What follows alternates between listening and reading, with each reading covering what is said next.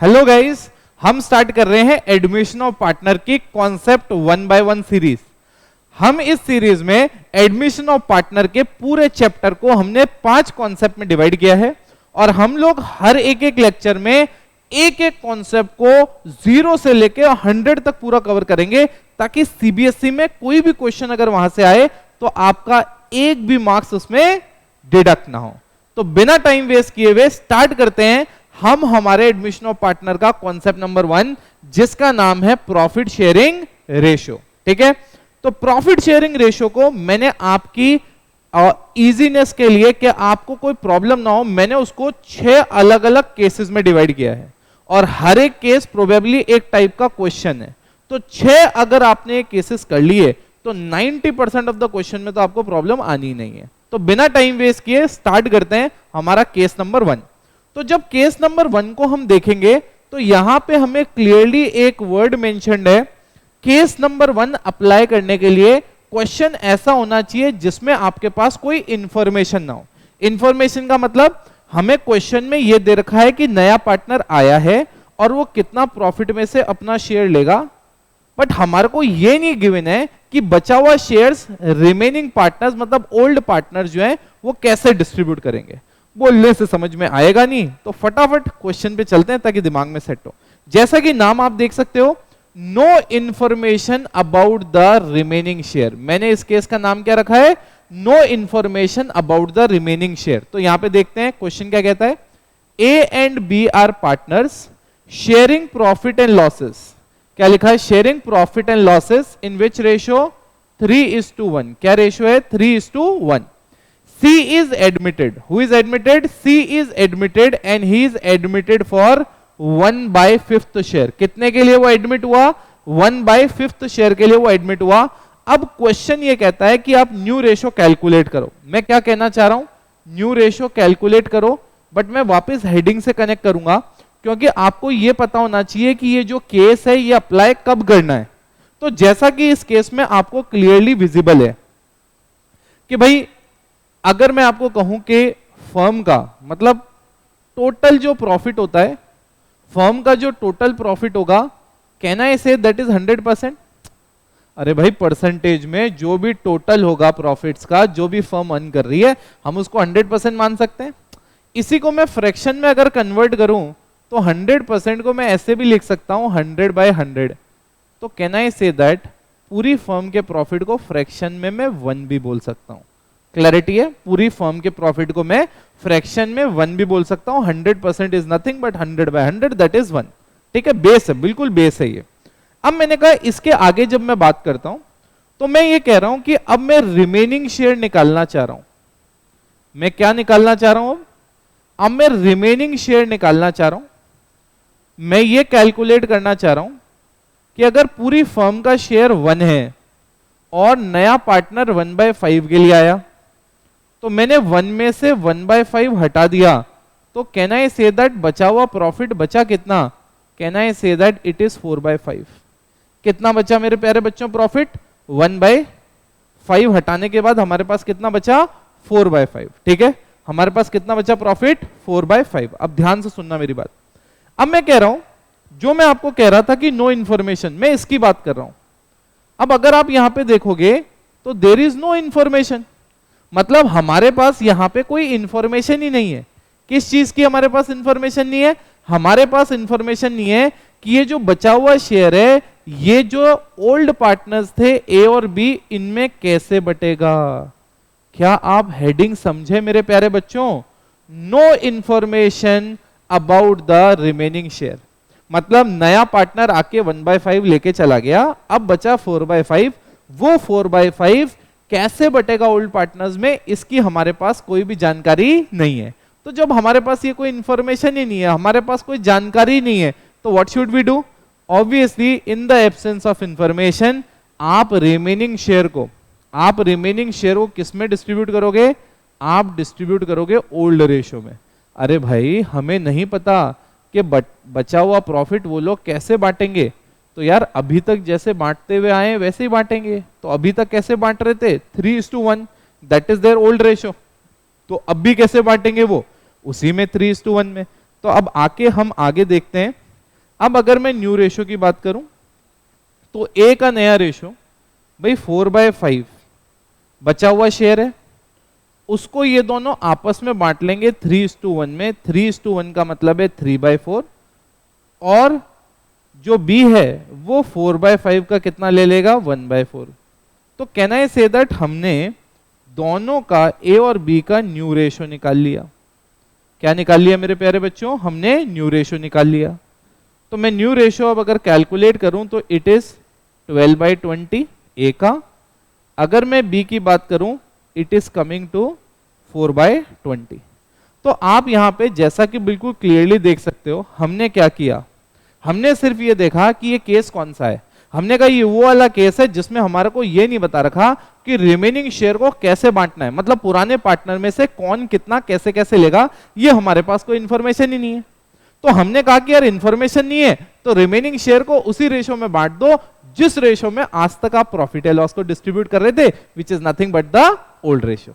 अब मैंने कहा यहां पे अभी भी आपके पास ए का शेयर आया है मेरे प्यारे बच्चों, ए का शेयर आया 12/20। आप देखो बी का शेयर आया, बी का शेयर क्या आया 4/20। अब मैंने कहा वी डोंट हैव सी का शेयर और वी हैव सी का शेयर। अरे भाई सी का शेयर तो गिवन ही था, सी का शेयर था 1/5। बट रेशो में एक बेटा प्रॉपर्टी होती है बहुत ही इंपॉर्टेंट, जब भी आप किसी अलग अलग चीजों को रेशो में रिप्रेजेंट करते हो तो डिनोमिनेटर सेम होना चाहिए। अब यहां पे क्या प्रॉब्लम आ रही है, ए का डिनोमिनेटर 20 है, बी का डिनोमिनेटर भी 20 है, बट सी का डिनोमिनेटर 5 है, तो कंपेरेबल ही नहीं है। तो हमें क्या करना पड़ेगा, इसका डिनोमिनेटर भी बराबर लेके आना पड़ेगा। तो 4 से मल्टीप्लाई करते हैं और 4 से डिवाइड करते हैं। तो कैन आई से दैट ये आ गया 4/20। अब किसी बच्चे के मन में सवाल आ सकता है कि सर आप डिनोमिनेटर 20 लाने के लिए कुछ भी कर रहे हो, बराबर लाने के लिए किसी से भी मल्टीप्लाई किसी से भी डिवाइड। तो बेटा एक मैथमेटिकल प्रॉपर्टी होती है, आप अगर किसी भी नंबर को सेम नंबर से डिवाइड करते हो और सेम नंबर से मल्टीप्लाई करते हो वो नंबर सेम ही रहता है। आ रहा है समझ में? मतलब अगर आप चेक करो 4/20, अगर आप इसको 4 1 जा 4 एंड 4 5 जा 20 करोगे तो 1/5 ही है। Am I making sense? But हमने डिनोमिनेटर ए और बी वाले डिनोमिनेटर के बराबर कर दिया। अब जब डिनोमिनेटर बराबर हो गया, अब हम इसको रेशो में रिप्रेजेंट कर सकते हैं properly. A is to B is to C, ratio आ गया 12:4:4। रेशो हमेशा सबसे सिंप्लीफाइड टर्म्स में होता है। ये अभी भी 4 3 जा 12, 4 1 जा 4, 4 1 जा 4। So can I say that हमारा रेशो आ गया, न्यू रेशो हमारा आ गया जो हमने अभी जस्ट कैलकुलेट किया, और वो न्यू रेशो क्या है 3:1:1। बट ये मेरा वाला केस कौन से क्वेश्चन पे अप्लाई होगा, जिसमें ये तो दे रखा है कि नया पार्टनर कितने के लिए आया, बट ये नहीं दे रखा कि नए पार्टनर के आने के बाद बचा हुआ शेयर जो है वो ओल्ड पार्टनर्स कैसे शेयर करेंगे। आई होप आपका केस नंबर 1 दिमाग में क्लियर हो गया 100%। इसी के साथ बेटा अब अपन चलते हैं हमारे केस नंबर 2 पे। ठीक है, केस नंबर 2 सबसे पहले वही कंडीशन चेक करो कब अप्लाई होगा। New ratio of old partner is given. क्या बोला यहां पे, new ratio of old partner is given. अब अगेन कौन सा वर्ड है, new ratio of old partner is given. ठीक है, चेक करते हैं क्वेश्चन में क्या लैंग्वेज है। A and B are partners sharing profit and losses in which ratio, in 4:1. C is admitted. Who is admitted? C is admitted, and C is admitted for 1/5 share. And the new ratio between A and B is 2:3. Calculate the new ratio. अब again यहां पे आप देखोगे तो पहले वाले case से difference है। पहले वाले केस में हमें बिल्कुल भी नहीं बता रखा था कि रिमेनिंग शेयर को हमने कैसे बांटा है, बट यहां पे क्लियरली गिवन है कि नए पार्टनर के आने के बाद पुराने पार्टनर्स का नया रेशियो क्या होगा। ठीक है, तो अब हम स्टार्ट करते हैं इस क्वेश्चन को भी लास्ट क्वेश्चन की तरह। ठीक है, तो सबसे पहले मेरे प्यारे बच्चों हम यहां पे रिमेनिंग शेयर कैलकुलेट करते हैं। क्या कैलकुलेट करते हैं मेरे प्यारे बच्चों, हम रिमेनिंग शेयर कैलकुलेट करते हैं कि भाई पूरी फर्म का फ्रैक्शन में शेयर 1 होता है, जो कि हमने लास्ट क्वेश्चन में देखा, और नया पार्टनर यहां पे 1/5 के लिए आ रहा है, तो बचा हुआ शेयर कितना है मेरे प्यारे बच्चों? 4/5।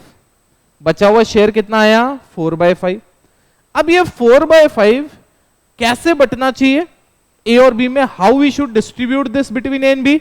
तो क्वेश्चन ऑलरेडी हमें बहुत बड़ा हिंट दे रहा है। क्वेश्चन कह रहा है कि नया रेशियो ए और बी के बीच में क्या होना चाहिए? 2:3। तो क्लियर कट इसमें हिंट है कि एज न्यू शेयर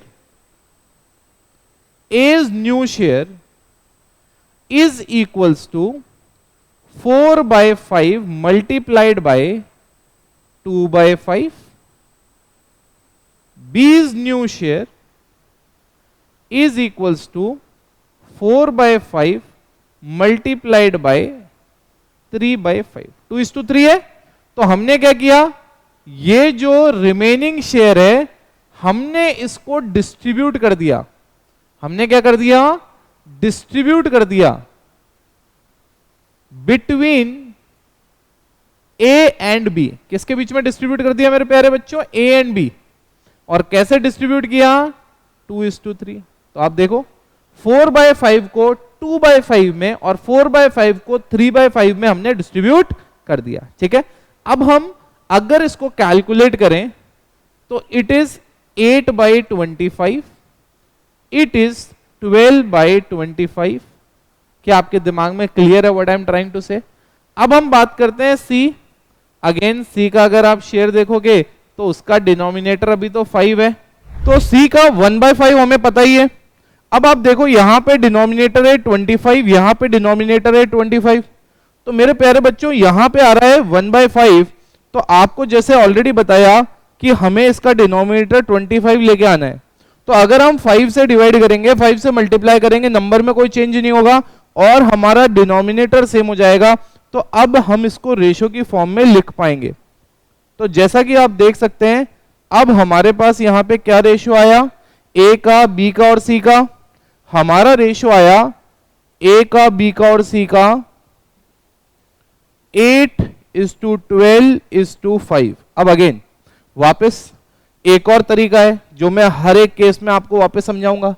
अगर मैंने कहा कि मेरा डिनोमिनेटर 25 है, मतलब मेरा प्रॉफिट कितना है? 25।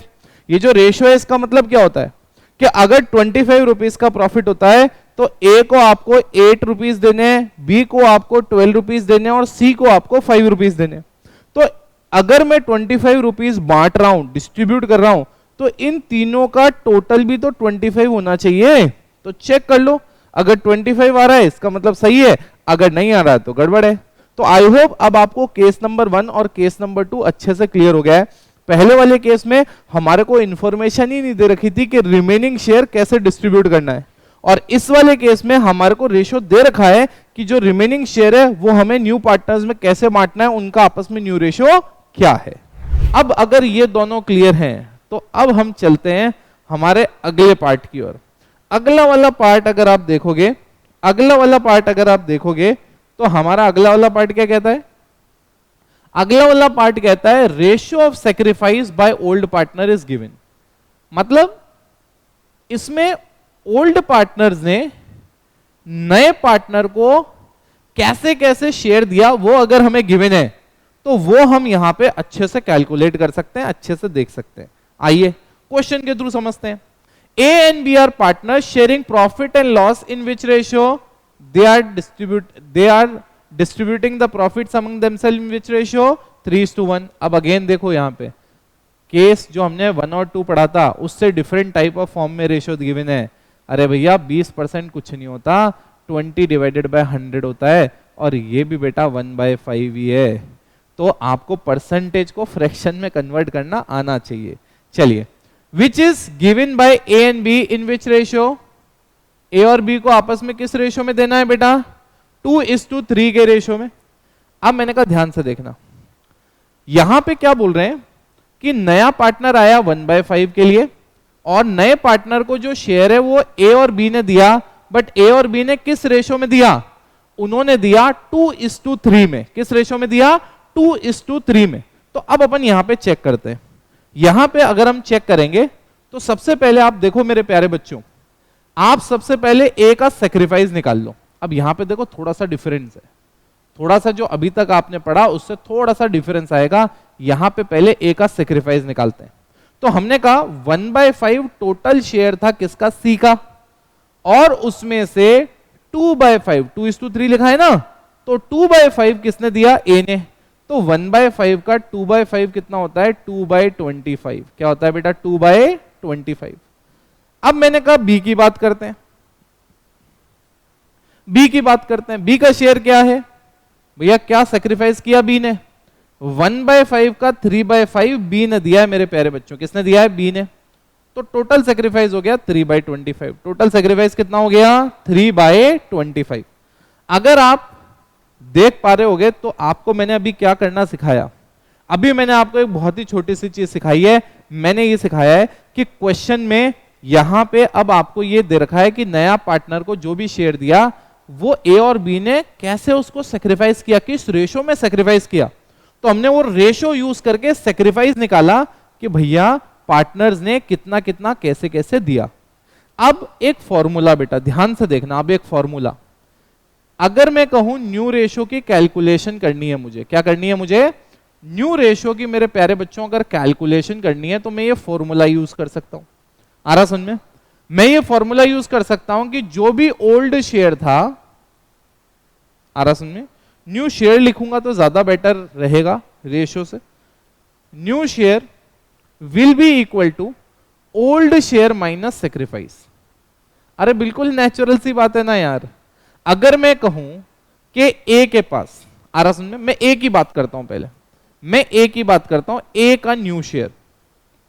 अगर मैं ए के न्यू शेयर की बात करता हूं तो सबसे पहले ओल्ड ले लेता हूं। उसका ओल्ड क्या था, उसका ओल्ड था मेरे प्यारे बच्चों 3/4। उसका ओल्ड कितना था, 3/4। 3/4 में से हमने यहां कैलकुलेट किया, उसने कितना सेक्रीफाइस किया, 2/25। कितना सेक्रीफाइस किया मेरे प्यारे बच्चों, 2/25। उसके बाद में बी का अगर मैं शेयर निकालूं तो वो आएगा, बी का ओल्ड शेयर क्या था, 1/4। बी ने सेक्रीफाइस कितना किया, 3/25। यहां पे आया और मैंने क्या लिखा, 3/25। अब मैं यहां पे आता हूं, यहां पे डिनोमिनेटर में देखता हूं तो मैंने कहा एलसीएम। आप तो अभी सीधा मान लो कि आपको डायरेक्टली मल्टीप्लाई कर देना है और फिर क्रॉस मल्टीप्लाई कर दो। 75 माइनस 8, यहां पे देखो 100, फिर 100 के बाद 25 माइनस 12। तो अब अगर मैं यहां पे देखूंगा तो कितना आता है, 67/100। यहां पे कितना आता है, 13/100। ठीक है, अभी देखो सी का शेयर निकालते हैं। सी का शेयर हमें ये पता है कि सी 1/5 के लिए आया था मेरे प्यारे बच्चों। सी कितने के लिए आया था, 1/5। तो सी अगर 1/5 के लिए आया था, बट अभी दोनों का डिनोमिनेटर क्या है, 100, तो इसका डिनोमिनेटर भी मेरे प्यारे बच्चों 100 चाहिए। तो 20 से मल्टीप्लाई करो, 20 से डिवाइड करो, तो ऑटोमेटिकली आपका आ जाएगा 20/100। क्या आ जाएगा मेरे प्यारे बच्चों, 20/100। ठीक है, अब आप सुनो, 67 प्लस 13 प्लस 20। अब एक और प्रॉपर्टी बता देता हूं, रेशो में टोटल ऑफ न्यूमरेटर डिनोमिनेटर के बराबर होते हैं। 67 प्लस 13 80 होता है, 80 प्लस 20 कितना होता है, 100। तो न्यूमरेटर और डिनोमिनेटर क्या हो गए मेरे प्यारे बच्चों, बराबर हो गए। तो जो न्यूमरेटर और डिनोमिनेटर जब मैं कहता हूं बराबर हो गए, इसका मतलब मैंने रेशियो क्या किया बेटा, बिल्कुल सही निकाला, उसमें कोई भी गड़बड़ वाली बात नहीं है। ठीक है, तो ये हमारा था टाइप कौन सा, थर्ड। सर क्या था पहला टाइप, इंफॉर्मेशन नहीं की मैंने। दूसरा टाइप हमें पता है कि रिमेनिंग शेयर न्यू रेशो में बांटना है। तीसरा टाइप, इसमें हमें यह पता है कि ये जो नया पार्टनर आ रहा है उसको ये शेयर ओल्ड पार्टनर्स ने किस रेशो में सेक्रीफाइस किया है। तो हमारे कितने केसेस हो गए प्यारे बच्चों, केस नंबर 1, 2 एंड 3। अब हम बिना टाइम वेस्ट किए हुए चलते हैं हमारे केस नंबर 4 पे। केस नंबर 4 क्या कहता है, ध्यान से सुनो। ये बात कर रहा है एक इंपॉर्टेंट वर्ड की जिसका नाम है फ्रॉम। जिसका क्या नाम है, फ्रॉम। तो अब अपन स्टार्ट करते हैं। A and B are partners, और ए और बी जो पार्टनर्स हैं किस रेशो में प्रॉफिट बांट रहे हैं मेरे प्यारे लाडले बच्चों, 3:2। कैसे बांट रहे हैं profit, 3:2। C is admitted into partnership, C को एडमिट किया पार्टनरशिप में, एंड सी ने 1/10 लिया ए से, 2/10 लिया बी से। क्या बोला मैंने, ए से सी ने 1/10 लिया, बी से सी ने कितना लिया 2/10। अब मैं आपको एक बहुत इंपॉर्टेंट और काम की बात बता रहा हूं, ध्यान से सुनना, फटाफट आ जाओ।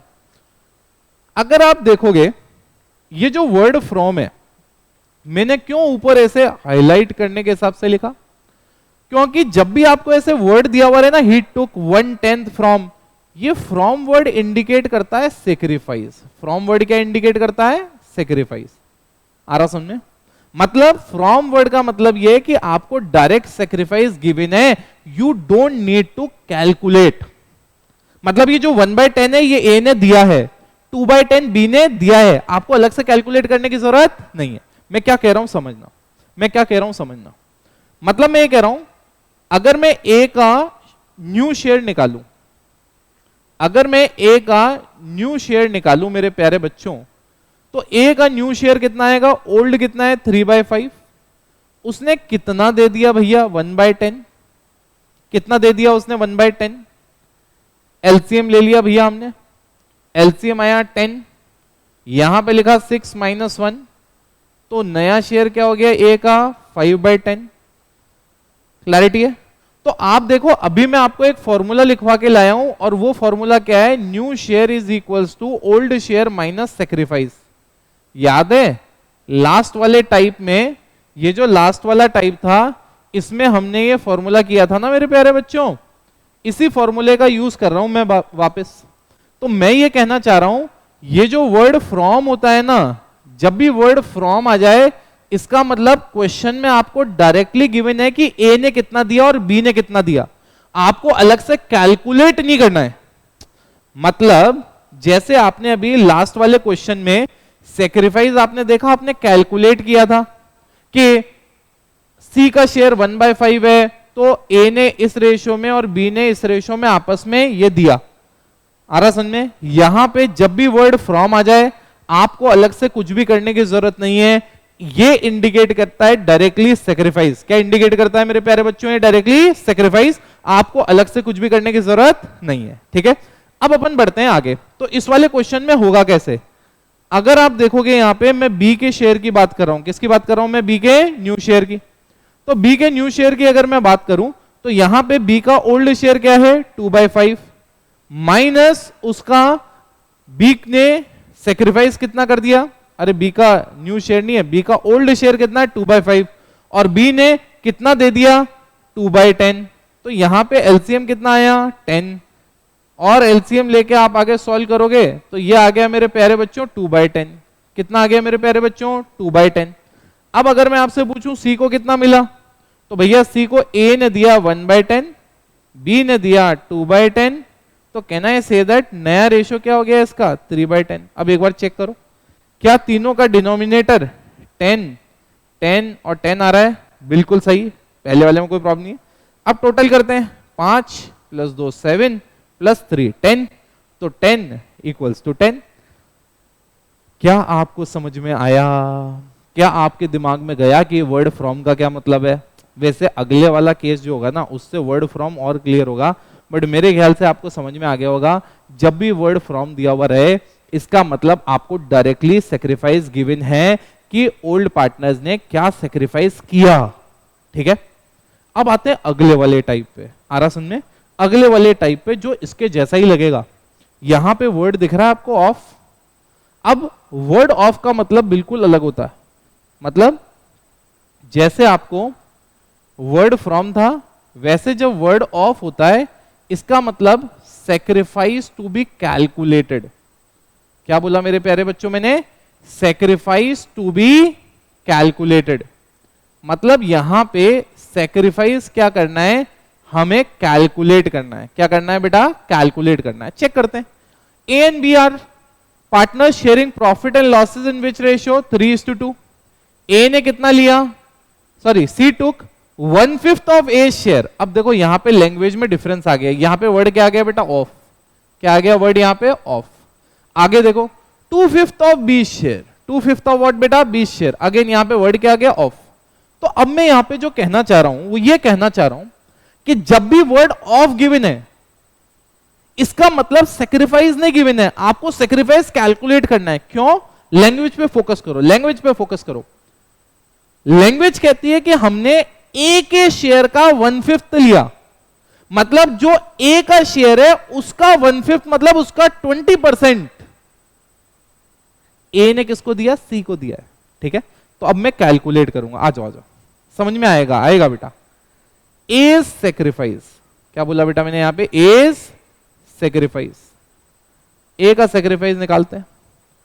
ए का शेयर क्या है बेटा 3/5, और ए ने अपने शेयर का 1/5 ए को दे दिया, सॉरी सी को दे दिया। ए ने अपने शेयर का 1/5 किसको दे दिया, सी को, तो उसका शेयर क्या था 3/5, तो ए ने एक्चुअली सी को कितना दिया 3/25, कितना दिया मेरे प्यारे बच्चों 3/25। वहीं अगर मैं बी की बात करूं, मेरे प्यारे लाडलो, तो बी ने अपने शेयर का 2/5 दिया, बी का शेयर क्या है 2/5 ही है, और 2/5 का भी उसने 2/5 दे दिया, मतलब अपने शेयर का 2/5 मतलब 4/25। क्या आपके दिमाग में जा रहा है? तो आप देखो क्या लास्ट क्वेश्चन और इस क्वेश्चन में आपको डिफरेंस दिख रहा है या डिफरेंस नहीं दिख रहा? लास्ट वाले क्वेश्चन में आपने क्या किया था मेरे प्यारे बच्चों, लास्ट वाले क्वेश्चन में आपने ये किया था कि डायरेक्टली फ्रॉम के बाद जो दे रखा था आपने डायरेक्ट उसको सेक्रीफाइस ही माना कि ए ने इतना दिया, बी ने इतना दिया। यहां पे ए नहीं गिवन है, यहां पे क्वेश्चन कह रहा है ए ने अपने शेयर का इतना दिया, बी ने अपने शेयर का इतना दिया, तो आपको कैलकुलेट करना पड़ेगा। क्लैरिटी है? अब बेटा इसके आगे की कहानी तो बिल्कुल आसान है, सेक्रीफाइस आ गया, तो अब ए का न्यू शेयर क्या होगा, व्हाट विल बी ए का A's new share, what will be A's new share? आप कहोगे भैया पुराना कितना था, आप कहोगे पुराना था 3/5, कितना दे डाला उसने सी को 3/25, एलसीएम ले लो 25, 5 3 15 -3 कितना रह गया, ये रह गया मेरे प्यारे बच्चों 12/25, कितना रह गया 12/25। उसके बाद में मैं 20 न्यू शेयर की बात कर रहा हूं, 20 न्यू शेयर, तो बी का नया शेयर कितना आया, बी का नया शेयर था 2/5 पुराना था, उसमें से कितना सेक्रीफाइस कर दिया 4/25। तो उसके बाद में अगर मैं आपसे पूछूं तो आप क्या कहोगे 25, ये 10 - 4 एलसीएम लेने के बाद 6/25।